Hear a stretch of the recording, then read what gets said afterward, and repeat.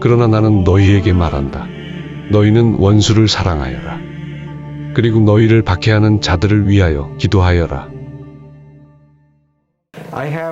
콜롬비아에 한 여성 리포터가 있었습니다. 아주 못된 리포터였습니다. 성당을 다녔어요. 제게 중요한 선교일이 있을 때마다 그녀는 저희 과거를 들추어 저에 대해 아주 부정적인 내용의 편지를 써서 가까운 사람들에게 보내곤 했습니다. 얼마 전에는 영국에 사는 저희 친구가 선교 사명을 위해 콜롬비아를 방문하게 되었습니다. 그리고 그는 그 여성으로부터 편지를 받았습니다. 그 사람을 조심하십시오. 라면서 저의 온갖 과거를 들추어내었습니다. 어쩌면 크리스찬을 박해했던 성 바오로가 예루살렘에 갔을 때 신지들이 그가 자신의 남편을 죽였으니 조심하라고 했을 거라고 생각합니다. 분명히 그랬겠죠. 저는 살인을 하지 않았습니다만 과거의 죄의 삶을 살았습니다.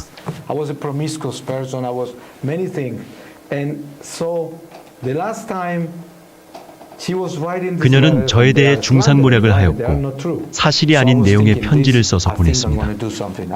그래서 이번엔 이젠 더 이상 가만히 두면 안 되겠어. 무언가 해야 해 라고 생각했습니다. 그리고는 감실 앞에 가서 앉았습니다. 그런데 그곳에서 주님께서 정말 명확하게 말씀하셨습니다.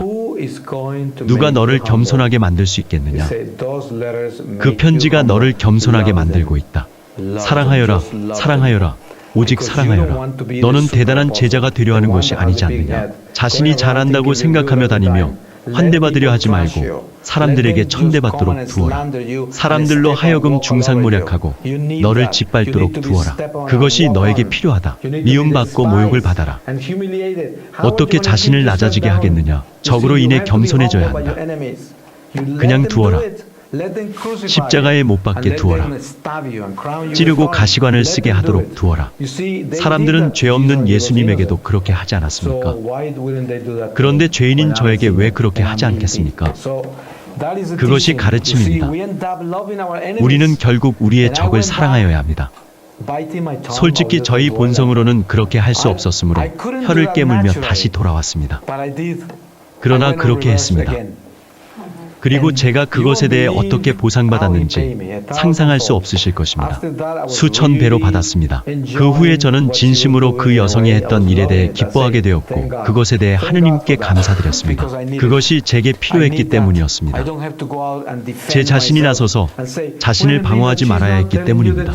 잠깐만요. 그녀가 한 말은 사실이 아니에요. 그것은 모함이에요. 라고 하는 것은 정말 어리석은 짓이었습니다. 전혀 영적인 것이 아닌 것입니다. 결코 자신을 방어하지 마십시오. 필요하다면 하느님께서 방어해 주실 것입니다. 그런 일이 있고 나서 얼마 안 있어 저는 다시 성체 앞에 앉았습니다. 그리고 그곳에서 성녀 파우스티나의 일기를 발견하고 그 책을 펼쳐보았습니다.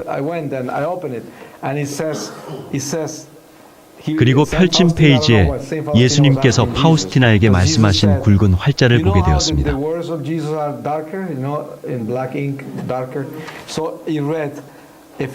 필요하다면 내가 방어할 것이다. 그렇지 않더라도 그대로 있어라. 제게 주신 말씀을 확인할 수 있었습니다.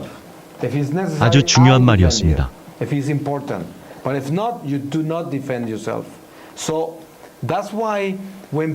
누군가가 자신에게 잘못을 할 때 그저 하느님께 감사하도록 하십시오. 그것이 우리와 하느님의 관계를 결정하는 것입니다. 모든 신비한 보물을 만드는 방법을 배우는 것입니다. 자신을 내려놓는 신비입니다. 자신을 방어하는 것보다 영적으로 되는 것이 낫습니다. 자신이 자라게 하는 것입니다. 아주 어려운 일이죠. 모든 것을 우리의 본성과 반대로 하는 것입니다. 인간의 본성은 자신을 방어하기 위해 앞으로 나가게 하죠. 자신의 영역을 방어하고 자신에 대해 소리를 높이게 합니다. 남편과 아내가 그것을 위해 오랫동안 실랑이를 하죠. 내가 이래서 저래서. 부모 자식 간에, 친구 사이에, 교회 내의 사람들이 모든 곳에서 그런 일이 일어납니다. 인간의 본성이기 때문입니다. 모든 사람들이 자신의 영역을 방어합니다. 그러나 시간 낭비일 뿐입니다. 우리가 영적으로 된다면 더 이상 자신의 영역을 방어하려 하지 않습니다. 얼마나 다행인지요. 누군가 자신에 대해 끔찍한 말을 한다면 별로 알지도 못하면서 그러네. 나는 그보다 더 나쁜데. 그건 시작일 뿐인데. 아주 가벼워집니다.